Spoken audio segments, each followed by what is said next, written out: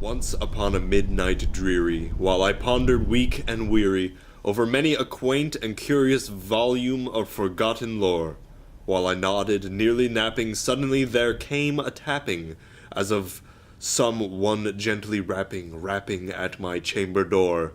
"'Tis some visitor," I muttered, tapping at my chamber door. Only this, and nothing more. Ah, distinctly I remember it was in the bleak December, and each separate dying ember wrought its ghost upon the floor. Eagerly I wished the morrow.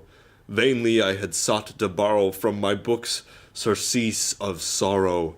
Sorrow for the lost Lenore, for the rare and radiant maiden whom the angels name Lenore, nameless here forevermore.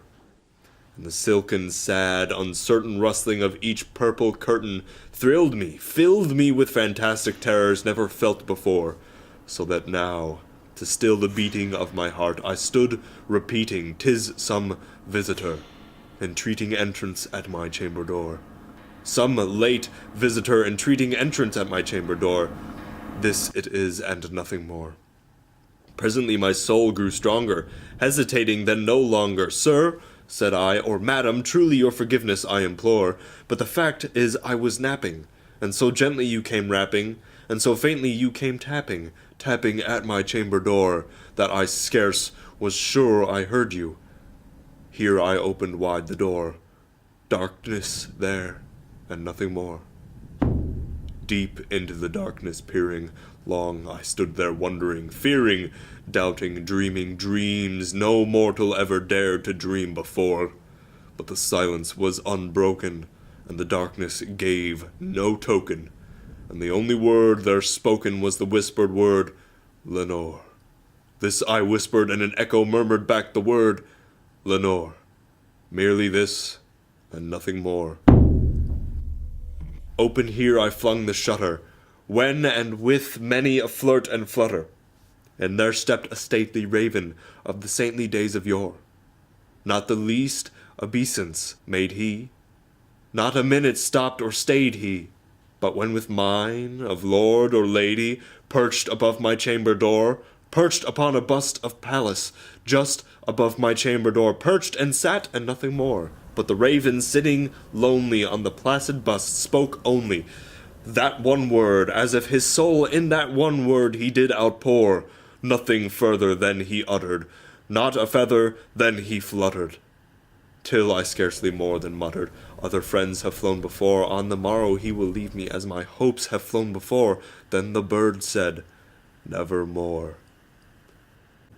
Then, methought, the air grew denser, perfumed from an unseen censer, swung by seraphim, whose footfalls tinkled on the tufted floor. "Wretch," I cried, "thy God hath lent thee, by these angels he has sent thee, respite, respite and nepenthe from thy memories of Lenore.